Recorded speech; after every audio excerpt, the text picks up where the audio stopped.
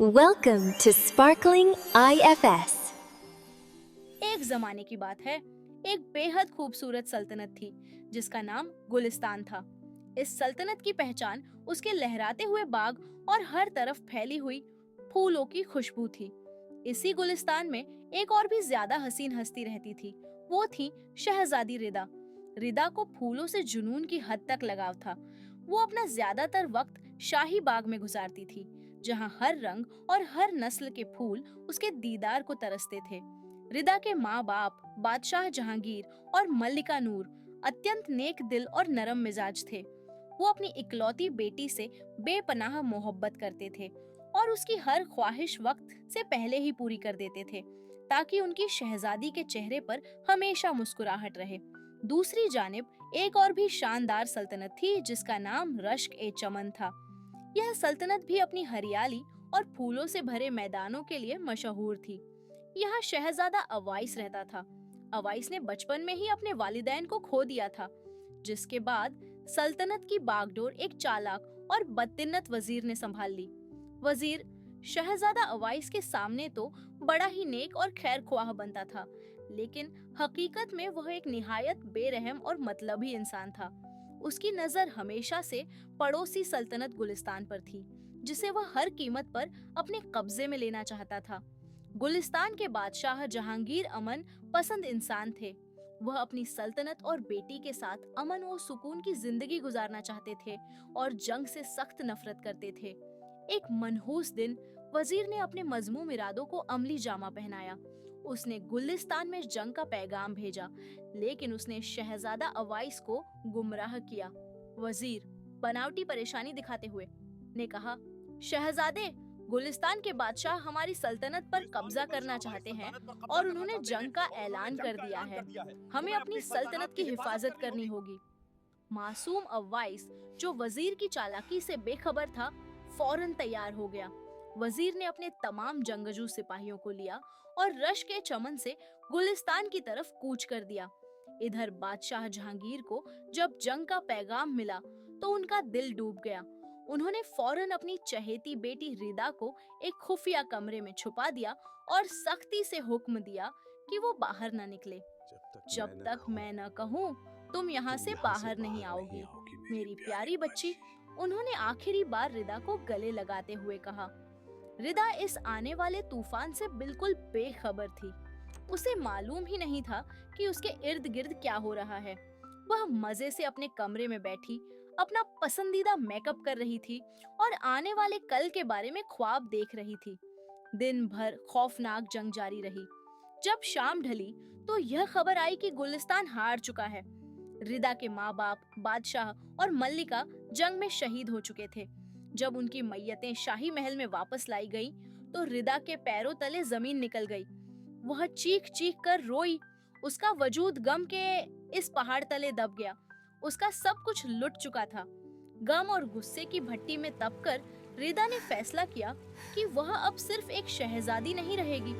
उसने कसम खाई कि वह अपने माँ बाप की मौत का बदला जरूर लेगी और अपनी सल्तनत को वापस हासिल करेगी। चंद दिनों बाद शहजादी रिदा ने अपने शाही लिबास को त्याग दिया और एक आम सी लड़की का रूप धार लिया। उसने अपना नाम सिर्फ रिदा बताया और अपनी शनाख्त छुपाकर घासिबों की सल्तनत रश्क ए चमन की तरफ निकल पड़ी। रिदा ने किस्मत से शाही महल में नौकरी हासिल कर ली। उसने अपने तमाम दुख और दर्द दिल में छुपा लिए और एक सादा खादिमा बनकर महल के कामकाज करने लगी। एक रोशन दिन था। रिदा शाही बाग में फूलों की तराश खराश कर रही थी, जब अचानक उसकी मुलाकात शहजादा अवाइस से हुई। अवाइस तेज कदमों से गुजर रहा था कि उसकी नजर झुकी हुई रिदा पर पड़ी, जो चमकती धूप में क्यारियों के बीच खड़ी थी। वक्त जैसे थम सा गया। अवाइस के लिए वह मंजर किसी ख्वाब से कम न था। उसने पहली बार किसी आम लड़की में ऐसी शाहाना दिलकशी देखी थी। रिदा, जिसका चेहरा पसीने से भीगा हुआ था और हाथों में मिट्टी लगी थी, जैसे ही पलटी, उसकी नजरें अवाइस से जा मिली। इस लम्हे रिदा के दिल में इंतकाम का शोला भी धीरे से मचलकर एक अजीब सी कशिश में बदल गया। अवाइस खुद से मुस्कुराते हुए वजीर ने वाह! तो कहा था वजीर ने तो कि कहा महल था में सिर्फ कि आम महल में मुलाजिम सिर्फ होते आम हैं, मुलाजिम होते हैं, लेकिन ये तो लेकिन किसी यह तो शायर किसी का शायर कमाल का लगती कमाल है। लगती है। अवाइस आहिस्ता से रिदा की तरफ बढ़ा और उसके करीब आकर खड़ा हो गया। अवाइस मजाक में, अरे तुम तो हमारे बागाहत की तरह ही खूबसूरत हो। कहीं तुम कोई छुपी हुई देवी तो नहीं जो यहाँ फूलों की निगरानी कर रही हो? रिदा ने फौरन अपने चेहरे पर बेझारी का तासुर लाया। जनाब रिदा शहजादे, तनक कर, मैं देवी नहीं, जनाब बस एक शहजादे, खादमा हूँ। मैं और देवी अगर नहीं, आपके पास बस एक तारीफ खादिमा करने के हूँ। अलावा कोई और काम अगर नहीं आपके है, पास तो तारीफ बराए करने के मेहरबानी मुझे अलावा काम करने कोई दें। काम नहीं है, तो बराए मेहरबानी मुझे काम करने दे। ओह, अवाइस को हमारी रिदा का खादमा तो यह बहुत तीखा गुस्से लहजा बहुत वाली भला है, लगा। ठीक है, काम अवाइस करो। हंसते हुए, लेकिन मेरा नाम ओहो, अवाइस है हमारी और खादिमा तुम। तो बहुत गुस्से तुम वाली क्या है। हो? ठीक है, काम करो, लेकिन मेरा नाम अवाइस है और तुम क्या हो? रिदा सर्द लहजे में, रिदा, बस रिदा। अवाइस, ठीक है, सिर्फ रिदा। आज से तुम्हें दिन में 2 बार मेरे कमरे में सबसे ताजा फूल लाने ठीक है, होंगे। सिर्फ रिदा। यह मेरा हुक्म है। आज से तुम्हें दिन में 2 बार मेरे कमरे में सबसे ताजा फूल लाने होंगे। ये मेरा हुक्म है। रिदा ने दांत पीसकर सिर हिलाया। इंतकाम के इरादे से महल में आने वाली रिदा के लिए अवाइस का यह मासूम और शोख रवैया किसी पहेली से कम न था। वो जिस शख्स से नफरत करने आई थी, उसका दिल अपनी तरफ खींच रहा था। अवाइस और रिदा की मुलाकातें मामूल बन गईं। शुरू में रिदा उसे दुश्मन मानकर बात करती थी, लेकिन अवाइस की साफ दिली और उसका मासूम मजाक रिदा के इंतकाम को हर रोज कमजोर करता जा रहा था। एक दिन रिदा अवाइस के कमरे में ताजा फूल रख रही थी कि अवाइस ने उसे पीछे से आवाज दी। अवाइस मुस्कुराते हुए, रिदा, आज तुम बहुत संजीदा लग रही हो। क्या तुम्हारे फूलों से किसी ने मजाक कर रिदा? लिया है? आज तुम बहुत संजीदा लग रही हो। क्या तुम्हारे फूलों से किसी ने मजाक कर लिया है? रिदा हाथ बांधकर, शहजादे, मुझे बहुत काम है। अगर कोई और हुक्म नहीं है तो मैं जाऊं। शहजादे, मुझे बहुत काम है। अगर कोई और हुक्म नहीं है तो मैं जाऊं। अवाइस आहिस्ता से आगे बढ़ते हुए, हुक्म नहीं बल्कि एक तोहफा है। अवाइस ने अपनी जेब से एक बहुत खूबसूरत शाही अंगूठी निकाली जिस पर नाजुक नक्श और निगार बने हुए थे। अवाइस उसकी आंखों में देखते हुए, मैं नहीं जानता क्यों, लेकिन जब मैं तुम्हें देखता हूँ तो मुझे लगता है कि मैं किसी और दुनिया में हूँ। यह लो, यह मेरी माँ की अंगूठी थी। मैं इसे आज तक किसी लेकिन शहजादे, मैं एक खादिमा हूँ। मैं एक अवाइस खादमा हूँ। रिदा का हाथ पकड़ तुम सिर्फ खादमा नहीं हो रिदा, निहायत तुम प्यार मेरे से। लिए सब कुछ हो। तुम सिर्फ खादिमा नहीं हो रिदा, तुम मेरे और लिए हाँ- सब कुछ हो। और हाँ, तुम्हारी आंखों में यह जो गम छुपा हुआ है ना, मुझे इसकी वजह नहीं मालूम, लेकिन मैं इसे अपनी मोहब्बत से दूर करना चाहता हूँ। रिदा ने पहली बार इंतकाम का जज्बा छोड़कर अपने दिल की धड़कन सुनी। वह अब इंतकाम के बादलों से निकलकर अवाइस की मोहब्बत के शीशे के घर में दाखिल हो चुकी थी। 2 दुश्मन सल्तनतों के यह 2 दिल कांटों से भरी मोहब्बत की एक नई दास्तान लिखने जा रहे थे, जहां दुश्मनी मोहब्बत में बदल गई। शहजादा अवाइस की मोहब्बत और खुलूस ने शहजादी रिदा के दिल में इंतकाम की आग को धीमा कर दिया था। शाही अंगूठी उसकी उंगली में एक खूबसूरत बोझ बनकर मौजूद थी। एक तरफ अपने माँ बाप के खून का बदला और दूसरी तरफ अवाइस की बेलौस मोहब्बत। रिदा अब महल में अवाइस के इर्द गिर्द ज्यादा वक्त गुजारती थी। अवाइस, जिसे रिदा की असलियत का कोई इल्म नहीं था, उसे छेड़ने और हंसाने का कोई मौका नहीं छोड़ता था। अवाइस, जब रिदा उसके कमरे में ताजा फूल सजा रही थी, को इतना प्यार क्यों रिदा, करती हो? तुम फूलों को इतना कहीं तुम प्यार क्यों खुद ही करती किसी हो? फूलों की कहीं तुम बादशाहत खुद से ही किसी ताल्लुक तो फूलों नहीं की रखती? बादशाहत से ताल्लुक तो नहीं रखती? मैं एक रिदा, खादमा हूँ। शर्मिंदगी हमारा छुपाते हुए, बादशाहत से क्या लेना शहजादे, देना? मैं एक खादिमा और हूँ। मैं इन्हें हमारा इसलिए बादशाहत पसंद से करती क्या हूँ लेना देना? क्योंकि ये और मैं झूठ इन्हें नहीं इसलिए बोलते। पसंद करती हूँ क्योंकि यह झूठ नहीं बोलते और न ही किसी को धोखा देते हैं। अवाइस संजीदा होकर, सच कहा, धोखा, मैं भी इस दुनिया के दिखावे से तंग आ चुका हूँ। काश सब लोग तुम्हारी तरह सच्चे और दिल के साफ होते। सिर्फ रिदा। रिदा को हर लम्हा यह खौफ खाए जा रहा था कि अवाइस को सच्चाई मालूम हुई तो वह उसे कभी माफ नहीं करेगा। लेकिन इसी दौरान रिदा ने अपनी खुफिया तहकीकात जारी रखी। रिदा ने महल में काम करते हुए वजीर की सरगर्मियों पर नजर रखना शुरू कर दी। एक दिन उसने वजीर को शाही लाइब्रेरी के एक खुफिया कमरे में किसी से मिलते हुए देख लिया। रिदा हिम्मत करके उस खुफिया कमरे के करीब पहुंची। कमरे के अंदर से आवाजें आ रही थीं। वजीर गुस्से से, हाँ, मैंने ही गुलिस्तान के बादशाह जहांगीर को जंग पर उकसाया था। मैंने अवाइस को झूठ बोला कि उन्होंने हमला किया है। अब सल्तनत गुलिस्तान मेरी मुट्ठी में है और मैंने ही गुलिस्तान के बादशाह जहांगीर को जंग पर उकसाया था। मैंने अवैस को झूठ बोला कि उन्होंने हमला किया है। के कानों में यह अल्फाज जैसे सीसा पिघला गए। उसके पांव तले वाकई अब सच में जमीन निकल चुकी थी। उसका शक यकीन में बदल चुका था। उसके माँ बाप का कातिल वजीर था, अवाइस का खानदान नहीं। उसने अपने आंसू साफ किए और फैसला किया कि उसे यह सच अवाइस के सामने लाना होगा। अगले दिन रिदा ने अवाइस से तन्हाई में मिलने का फैसला किया।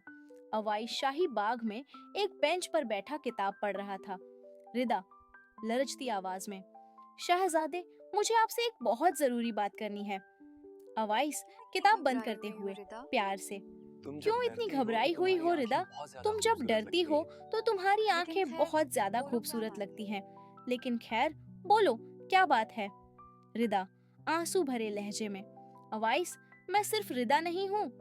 अवाइस मजाक समझते हुए, ओहो, तो क्या तुम कोई मल्लिका हो जो भेस बदल कर यहाँ आई हो? रिदा चीख कर, हाँ, मैं ही गुलिस्तान की शहजादी रिदा हूँ। मैं यहाँ आपसे बदला लेने आई थी। आपकी सल्तनत ने मेरे माँ बाप को मारा था। अवाइस के चेहरे का रंग उड़ गया। वह खड़ा हो गया और एक लम्हे के लिए खामोश रहा। अवाइस गमगीन मगर संजीदा लहजे में, शहजादी, तुम क्या कह रही हो? रिदा ने फिर वजीर के सारे झूठ और साजिशों का पर्दा चाक कर दिया।